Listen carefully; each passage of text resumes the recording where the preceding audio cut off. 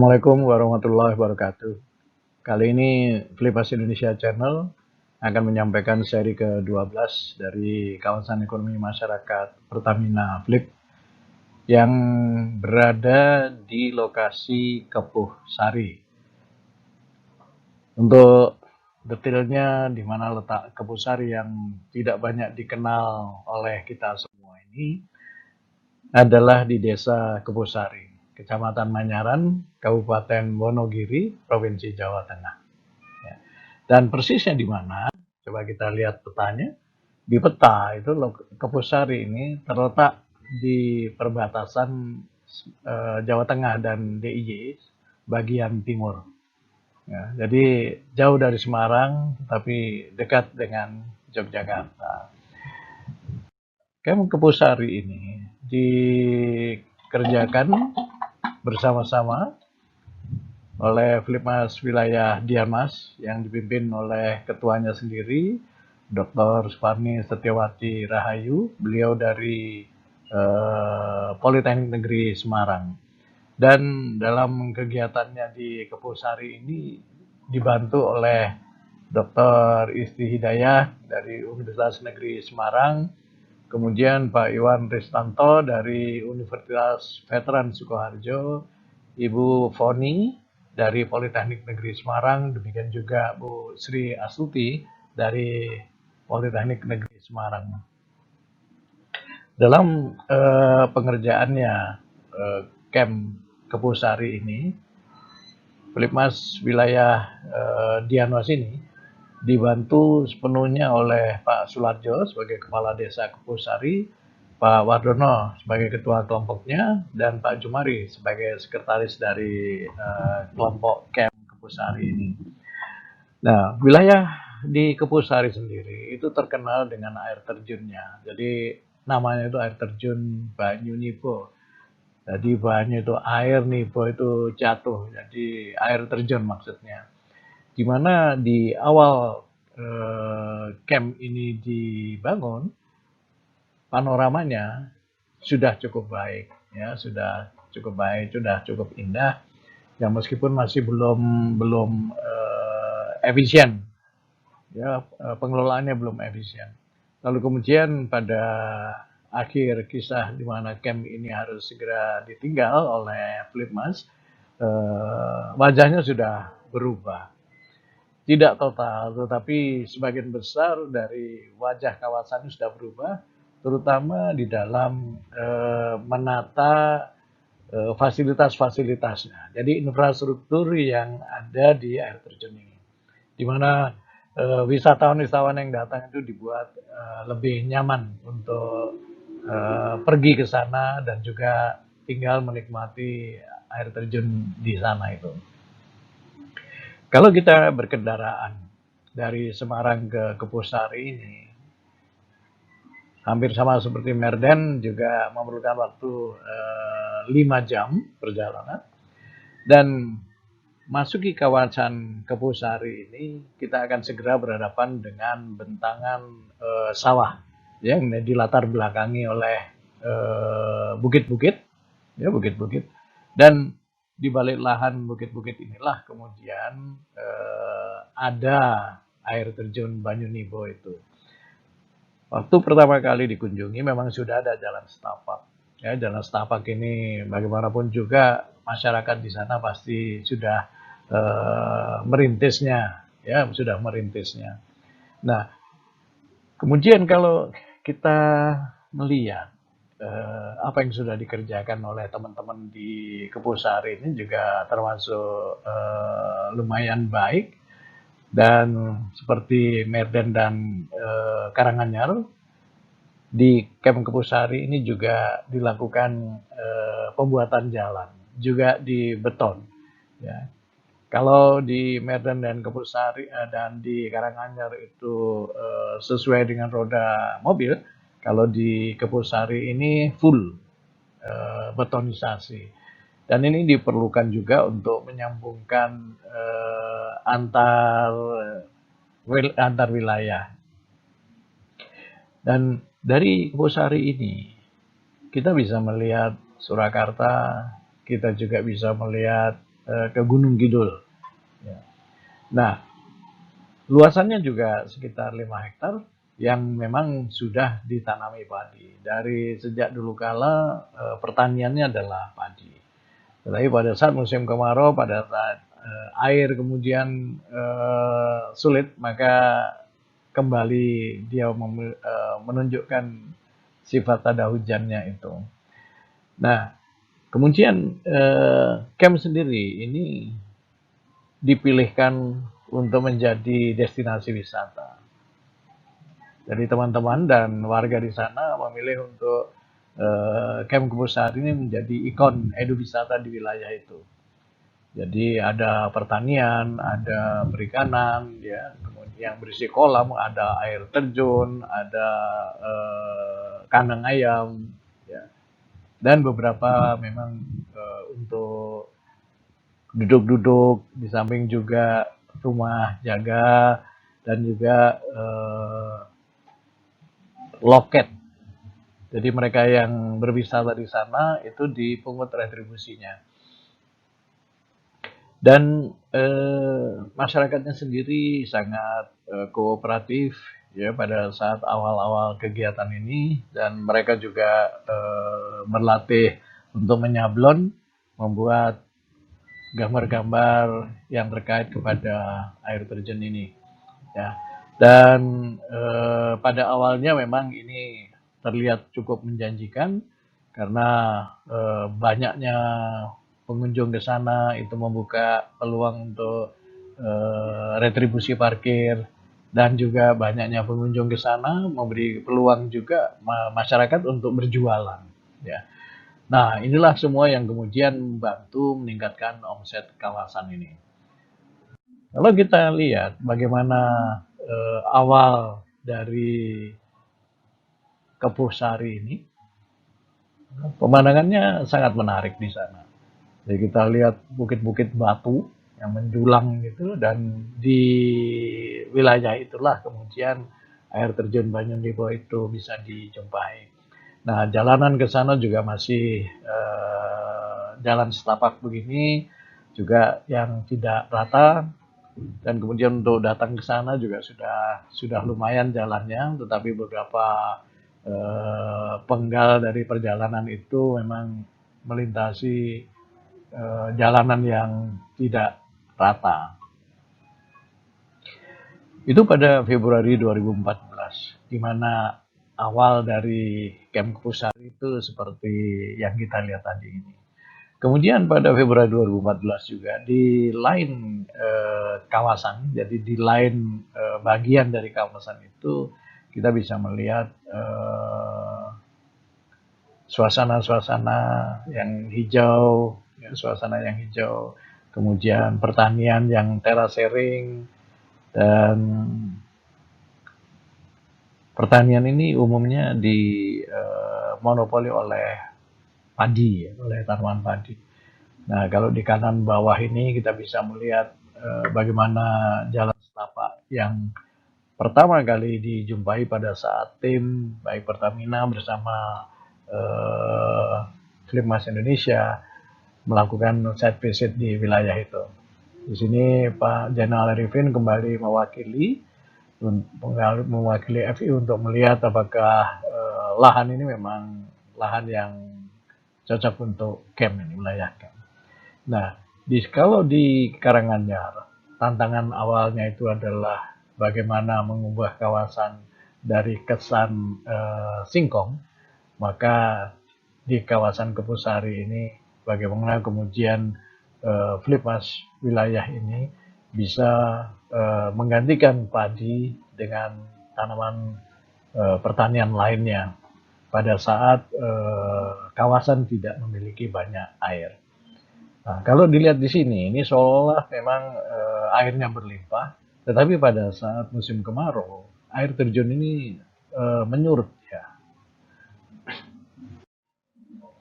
Nah, seperti di camp yang lain, Merden dan Karanganyar, maka di Kepusari juga dibuat jalan dengan beton ini. Ada beberapa pengunjung yang tidak setuju karena sifat alamiahnya kemudian berubah, tetapi yang diutamakan di sini sebetulnya adalah bagaimana menghubungkan satu wilayah dengan wilayah lainnya dan juga mempermudah transportasi dari komoditas-komoditas produk dari kawasan Kebusari ini sendiri.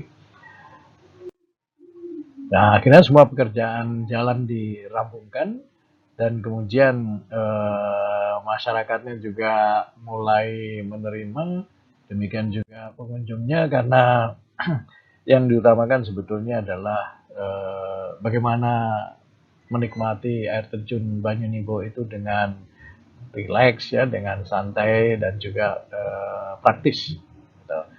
Nah, seperti biasanya di wilayah-wilayah yang ramai seperti ini, banyak pengunjungnya, itu diperlukan adanya WC umum. Ya, ini penting sekali. So kalau tidak ada jamban ini akan menyulitkan pengunjung-pengunjung yang datang ke sana dan juga menyebabkan kunjungan bisa jadi berkurang, menurun. Dan eh, di camp Kepusari ini pun juga seperti halnya camp-camp yang lain, berusaha menghadirkan unsur perikanan, pertanian, peternakan. Dan di dalam hal ini di Kepusari sama sekali tidak ditemui sapi, kemudian tidak ditemui kambing atau domba. Sementara warganya sendiri terlihat memang memelihara sapi.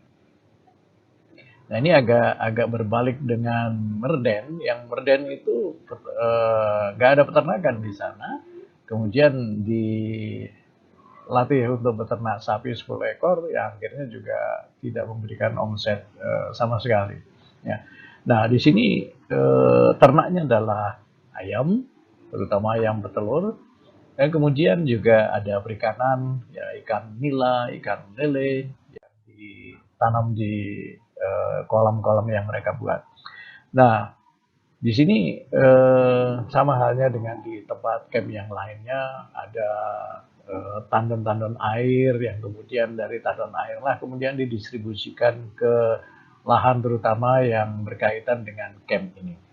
Dan sebagaimana bisa dijumpai di seluruh desa di Indonesia ini, kalau kita lihat perpipaan air itu, kalau orang Jawa bilang pating sliver gitu ya, terlalu banyak. Masing-masing orang sepertinya ingin punya saluran air sendiri yang berasal dari sumber sendiri dan kemudian hanya dipakai sendiri. Ini juga terlihat seperti ini. Ya. Bahkan kalau kita lihat di Lombok sana, ini malah lebih mengkhawatirkan karena bisa jadi 7 pipa itu sekaligus berendeng gitu. Orang juga harus akhirnya memberi tanda ya identitas setiap saluran ini atau setiap pipa ini milik siapa gitu. Nah, dengan adanya tandon ini, maka teman-teman Flipmas dan warga itu mulai bisa bertanam. Ya, tidak harus menanam padi selalu, tetapi bisa juga tanaman-tanaman lainnya, buah-buahan lainnya. Ya, ada terong, ada labu, ada kacang panjang. Ya. Untuk sayur-sayuran yang memang banyak diperlukan oleh warga atau pasar di sana. Dan sebagaimana biasa, mereka dilatih juga untuk pembibitan, kemudian untuk menanam kawasan-kawasan ini, dan dalam hal ini mereka menyukai tanaman jahe ya, sana. Memang Wonogiri itu dekat dengan air mancur, ya, yang memang memerlukan petani-petani plasma yang menanam pohon-pohon ini dalam jumlah besar. Nah, ini adalah kandang ayamnya, lalu kemudian kolam ikannya. Hanya sayang kandang ayam ini kemudian tidak berusia lama karena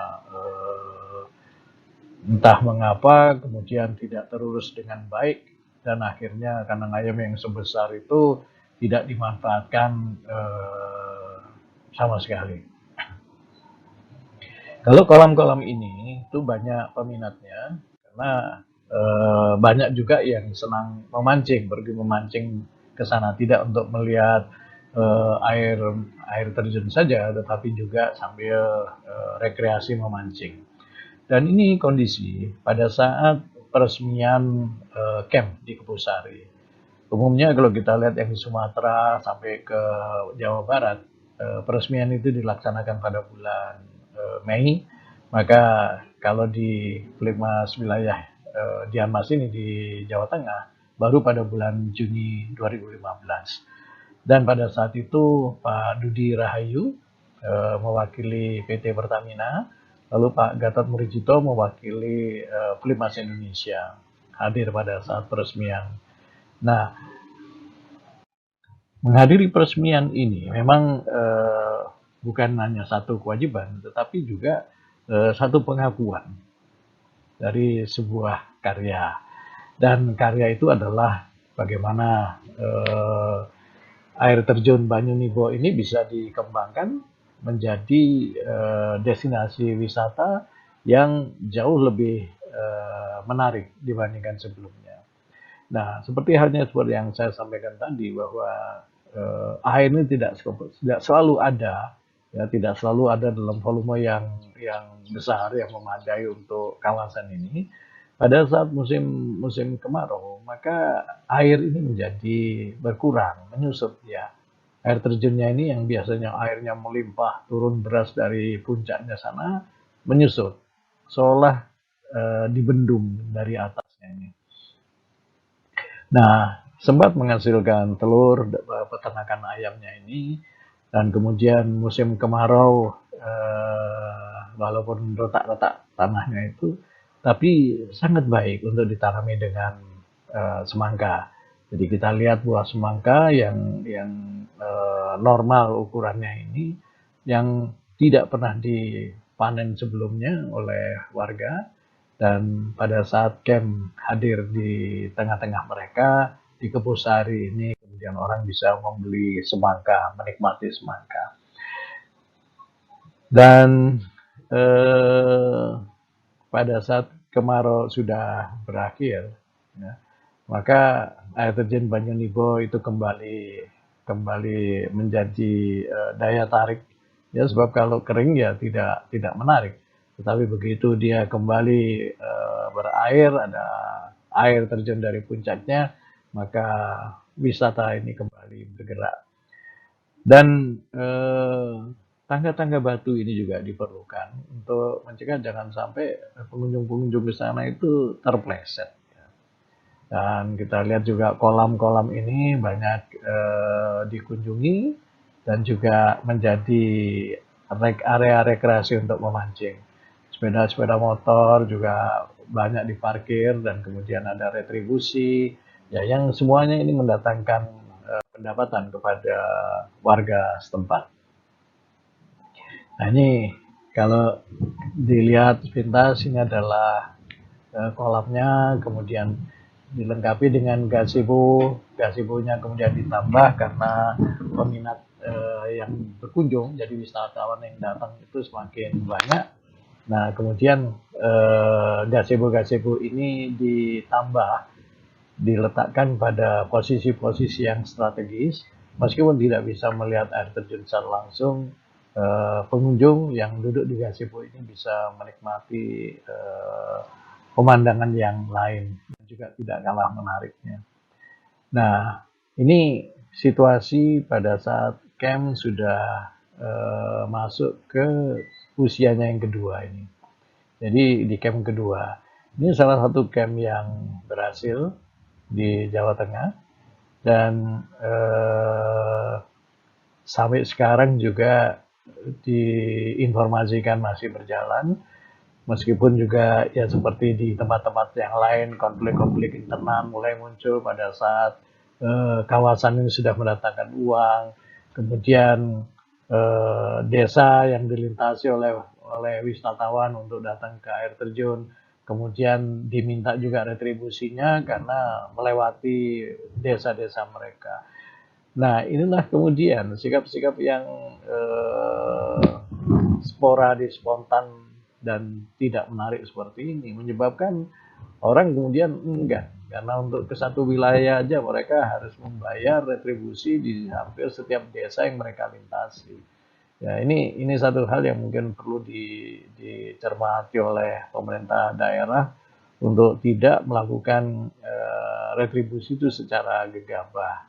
Ya, oleh karena pengunjung atau siapapun itu pasti tidak suka berulang kali membayar retribusi.